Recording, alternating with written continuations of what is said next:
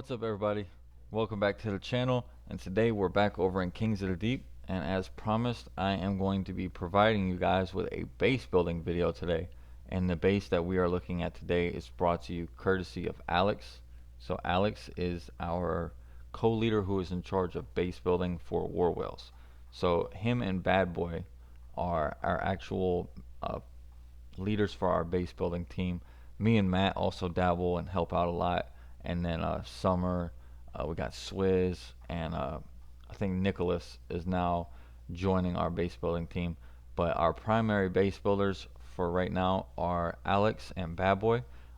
Both of them work for a separate base building organization, respectively. Alex is a member of Top End Building, and Bad Boy is a member of Stronghold Bases. So big kudos to those guys doing their thing, getting paid to do what they do well, and I very much appreciate the fact that they build in our clan, and not only build for themselves but build for our other members in order to make sure that our bases are up to par every single week. And you can see this war kind of reflects that. 61% 2-star. Alex got a 1-star against them. 82%. I think that was the highest percent that they ended up getting on us. 67 on my base and 74 on Bad Boy. So everyone's base here is originally built by them, I believe. So there's no double building going on, at least in this war, because Matt builds a lot of bases, I build bases, Alex builds bases, Bad Boy builds bases, and I believe Killian builds bases as well. So these were all our original bases, and they held very well. So this is kind of like a good portion of our base building team, and you can see in the next war. I'm gonna go ahead and just kind of. I'm not gonna show the replays from that one, but war log. We had a war right before this one. We did it like a double header, and again, this is Kerala Kings, a very talented clan, and you can see again. The closest was the hit on Matt, which was a 94, and everyone else 67, 63, 78, 79. So no one really even got close to putting up a triple against anyone except for Matt on that one attack. So good job to our base building team. If you guys are interested, make sure you get at Alex or Bad Boy in my Discord server. They're both members. I believe they have pretty much every role that you can have in there because they are subscribers, they're members, they're war whales. So if you're interested in buying a base or having some bases provided to you, or even just looking for tips to get into base building, then you can always reach out to those guys. They'll be more than happy to lend you a hand and kind of check out what you've got going on as far as base building goes. But and same with me, I'm always willing to help out. I'm a fairly decent builder. I just don't build as often as I used to. So enough rambling. I just want to say thank you guys for all the support. We're just cresting 530 subscribers, pushing towards that 600 mark. And I mean, we've been building this channel, brick by brick, one sub at a time. First 30 days, I was getting like 2 subs per day, and now we're all the way up to 500 and something subs. So even though the numbers might seem small, they're continuously growing, and that's what it's all about here. So I really appreciate it. And to say thank you, not only are we going to be taking a look at Alex's base, but I'm going to be providing you guys the base links for it. Now we're only going to be taking a look at one replay on it, just because we don't have a ton of replays to show in Kings of the Deep on this base. But I promise you, he's used it in Legends Leagues for like 4 days. Didn't get tripled once, had a bunch of 1-stars. It's a very strong, solid base. And Alex also builds, I'm not going to put names out there, but he builds for some of the top players in the game for their big tournaments. So trust me when I tell you that this base is worth its weight in gold. Alright, so let's get into the base and start taking a look at it. Now I'm going to be doing a kind of a overall base layout overview of what makes this base good, things that you're looking for when you're building your bases in order to kind of emulate this, because this is a specific style of base, and kind of the reasons why certain buildings are in certain places. And then I'm going to be showing you the replay which led to the 1-star, kind of highlighting those strengths in the base. Alright, so let's get started. first thing we're going to take a look at is obviously the shape of the base, right? So shaping of the base is very important. It's like the skeleton of the base. So everything that's inside is pretty irrelevant. You're going to be looking at just kind of the structure, like this arrow shaped diamond structure that we have in this base, pretty much like this, right? So it goes from narrow to wide, back to narrow, back to wide, and it's kind of built like that on purpose. Now, what attacks are generally good against bases like this? Well, a lot of times you'll see people will do like the Zap Lalo on bases like this. They will do a Yeti Smash on bases like this. But really, with diamond bases, it's very important to make sure you test them against E-Dragons. Now you can kind of see here that Alex has separated his high value defenses by 2 tiles from everything to make sure it's not chainable through the whole base. So granted, it's chainable through here, it's chainable through here, but it's not chainable into the high value defenses. Like chains go straight through here, but they don't go into the scatter shot. So Alex did a good job of preventing something like that when he was building this base, and that just kind of speaks to his talent as a base builder. It's very deliberate when he's doing something like that. Alright, so the next thing that we're going to be looking at is this 12 o'clock side. Now, generally, with bases like this, especially in Legends League and these one-hit formats, what you'll see a lot is Teslas will either be at 12, kind of like this in these double spaces, or they'll be at 6 in these double spaces. And Alex is going to utilize that that knowledge that everyone kind of expects troops or Teslas to be there, and he's gonna kind of bait that by making double spaces at 12 and double, 2 tile gaps at 6. Now that's gonna kind of throw off the attacker because the attacker is gonna naturally believe that that is where the Teslas are gonna be, and they're gonna invest troops there in order to make sure that those Teslas don't like ruin his funnel or don't kill troops too early like a siege barracks. They're gonna always try to prevent that Tesla farm from being too effective. So Alex is kind of playing a mental warfare game here when he's baiting people into thinking that the Teslas are here, when in reality he's got Teslas out here and he's got a nasty double spring trap and giant bomb trap set up. And the reason why he's doing that, we'll go ahead and start talking about the most obvious attacks. We'll start with the Queen Charge Hybrid. So generally on a base like this, what attackers going to want to do with the hybrid coming from 12 o'clock, generally they're going to want to try to get their queen into here and get their queen into this 12 o'clock channel, kind of take down everything in here, and then say she bounces to this side. She's going to get the enemy RC, she's going to get all these buildings here. The next course of action is going to be coming through here with like a siege barracks or something, and piling in your hybrid this direction. That way, as your queen gets done with this, she clears here, and your miners and stuff are pushing this direction through the base. Now, generally that works pretty well, but what you're going to notice here is the hybrid is actually not as great on this base as it is on others, because you have a series of 2 non-defensive or non-troop targeting defenses here. So hogs that are coming in are going to just kind of keep pushing, and they're going to get narrower and narrower as they go, right? So it goes from wide to narrow to wide here because they're going to split here, and they're going to come here right into the queen. So that's your hog pathing through the base. So your miner pathing is a little bit different because the miners are going to have to attack those storages. So your miners are going to come through. They're going to start like this. You're going to have some that go this way, some that go this way, some that go this way. Now the ones that stay here are also going to get supported from the ones that come from here. Same vice versa. So your miner pathing starts to look more like this because the hogs are still going to be taking out these buildings here. And at this point in the base is where your hogs are there, and this is where your miners are. Now, you have to also take in consideration that even though the next building is the town hall, you have the archer queen and you have the barbarian king. So if the queen is jumping into this area like she does, the miners are all going to be aggroed onto the queen. Go ahead and clean it up. So queen's here, miners aggro onto the queen. Granted, they take her down pretty quickly, but then the king is also down here.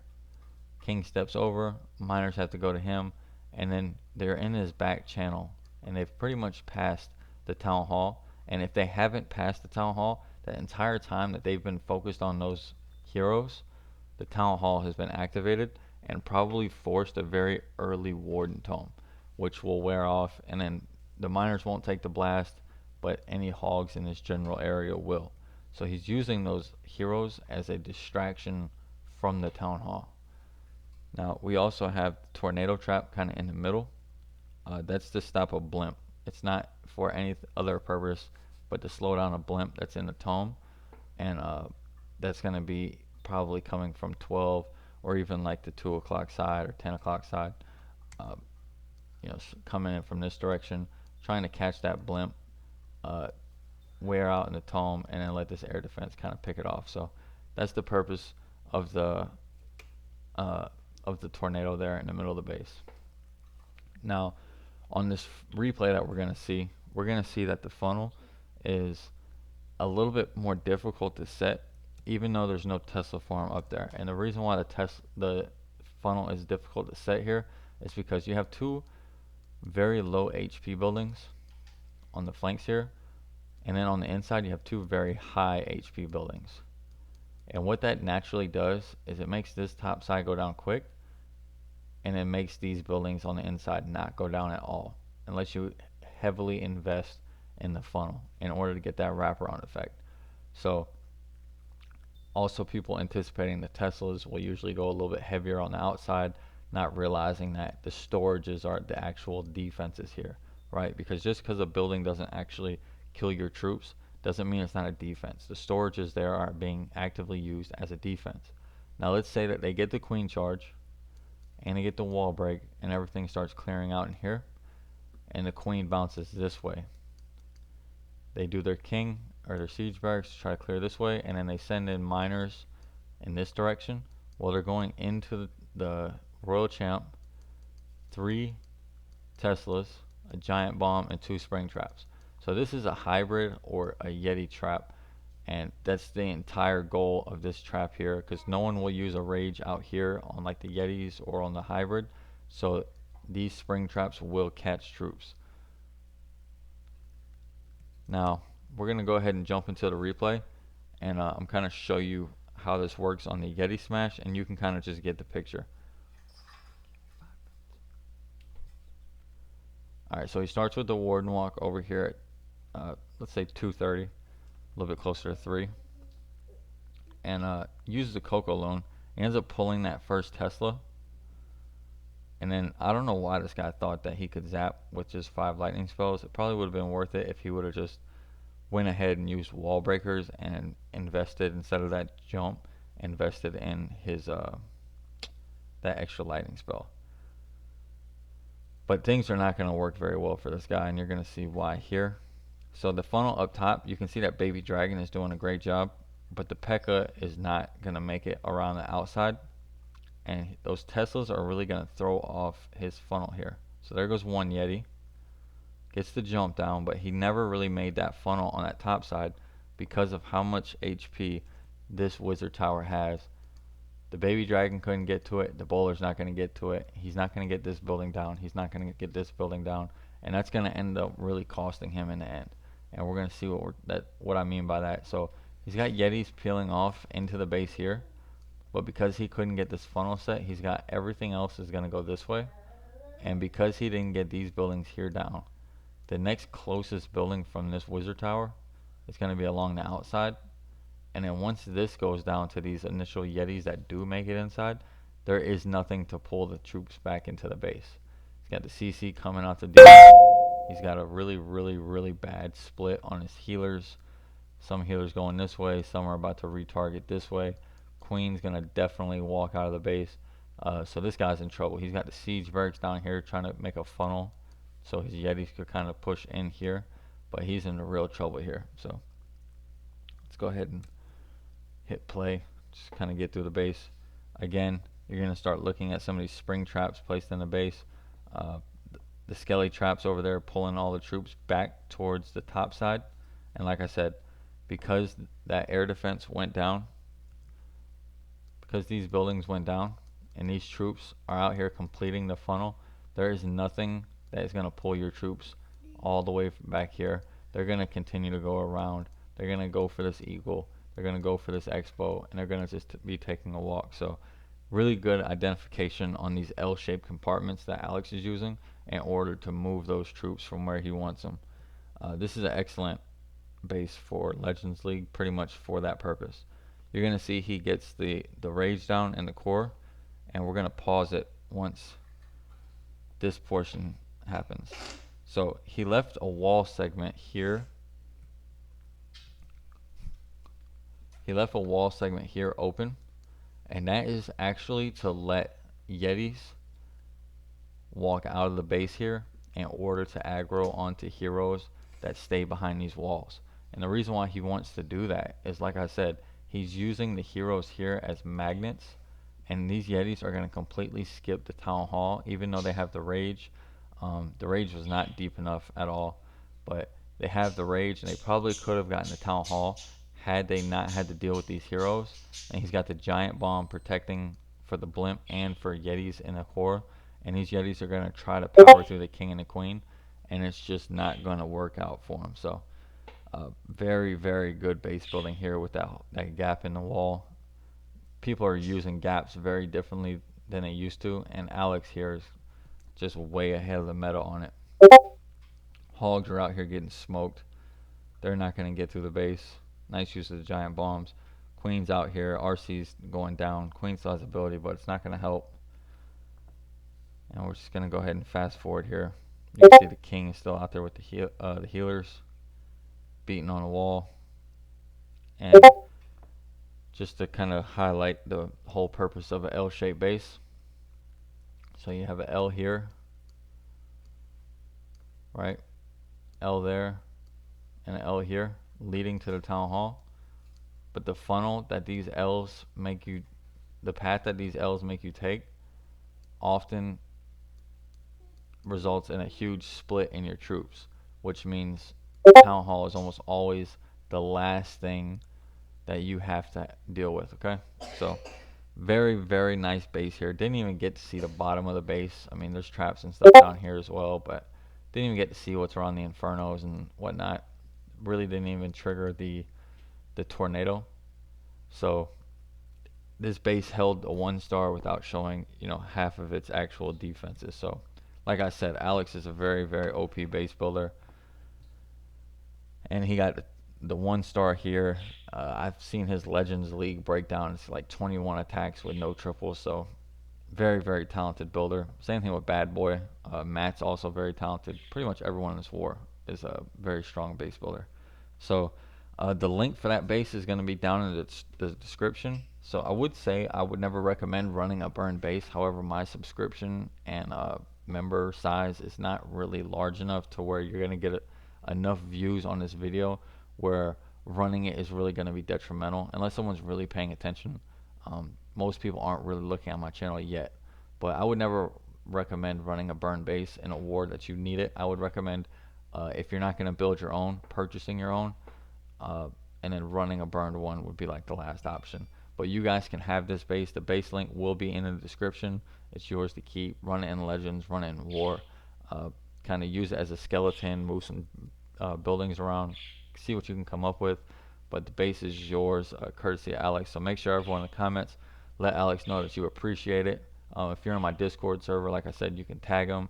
My next video is going to be with Bad Boy, and we're going to be doing the same thing. I'm going to be reviewing a base that Bad Boy builds, giving it away, and then kind of advertising for those guys who put in a lot of effort as they help me build my channel up by doing these kind of giveaways. So I really appreciate these two for really helping me out.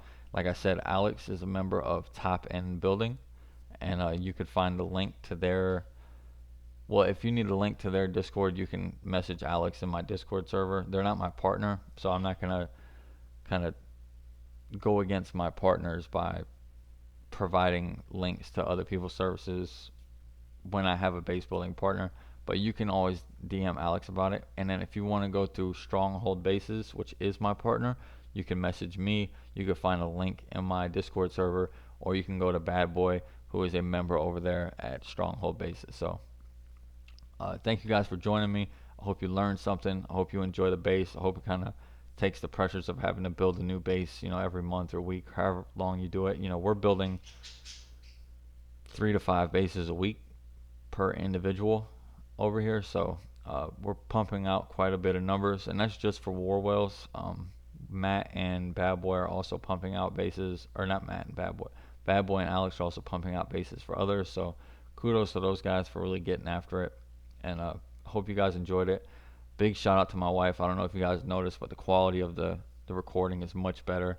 She got this new program for me. She got the new headphones because the other ones were killing my head, and just really, really taking care of me as I'm trying to take care of you guys with some good quality content.